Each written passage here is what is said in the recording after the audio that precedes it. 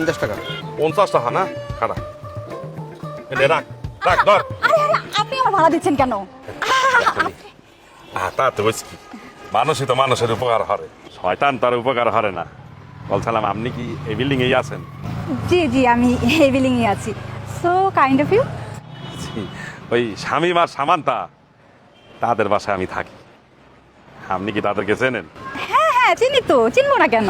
শামীম আমার স্বাস্থ্য ভাই আর সামান্তা আমার কাজিন সিস্টার। আচ্ছা, আমি আসছিলাম এখানে একটু আমার ব্যক্তিগত জরুরি কাজে।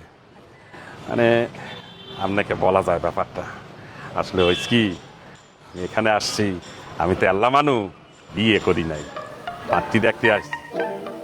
বলছিলাম আপনি কি বিয়ে করছেন? কেন?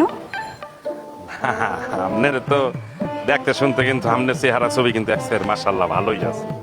তাই দূরে আর বিবাহ করবো কেন? আত্মীয়তা তার দূরে করা যায় না, কাছে করা ভালো। সম্বন্ধরা কাছাকাছি থাকলে ভালো হয়। তাই বলছিলাম আপনার মতামত। আমার মতামত পরে জানাচ্ছি, আপাতত মতামত জানাচ্ছি। আপনি একটা ফালতু লোক, চেনেন না জানেন না, একটা অচেনা মেয়েকে বিয়ের প্রস্তাব দিয়ে দিলেন। এক্সকিউজ মি, আমি ম্যারিড, আমার একটা বাচ্চা আছে, আমার হাজবেন্ড মিরপুর থানার ওসি। তো হয়েছে কি, আপনি বিবাহ করছেন তো হয়েছে কি? আর শোনেন, আজকালকার বিয়ে এই লোকের কচু পাতার পানি। আজকাল স্বামীর সাথে আছেন, কালকে তো নাও থাকতে পারে। অসভ্য কোথাকার। বুঝলাম না, মাইয়া মানুষের প্রেমের কথা বললেই জানিস এমন স্যাত করে ওঠে। এবার বলো তাহলে কেমন আছো রত্না তুমি? আর বলেন আন্টি, আর ভালো থাকা। আপনাদের বাসায় এসে আমার মেজাজটা খারাপ হয়ে গেছে। আপনাদের বাসায় কোনো গেস্ট আসছে?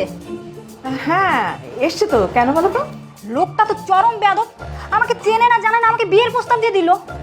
আল্লাহ বাঁচাইছে যে আপনাদের বাসায় গেস্ট, নাহলে এমন দেওয়া দিতাম একদম লোকটার বিয়ের স্বাদ মিটায় থাকতাম। আন্টি আমি আসি, ওনাকে মুখ সামলায় কথা বলতে বলবেন। এই রত্না শোনো, রত্না তো মানে কি সব হচ্ছে? কি ব্যাপার শামীমের মা? কে আসছিল?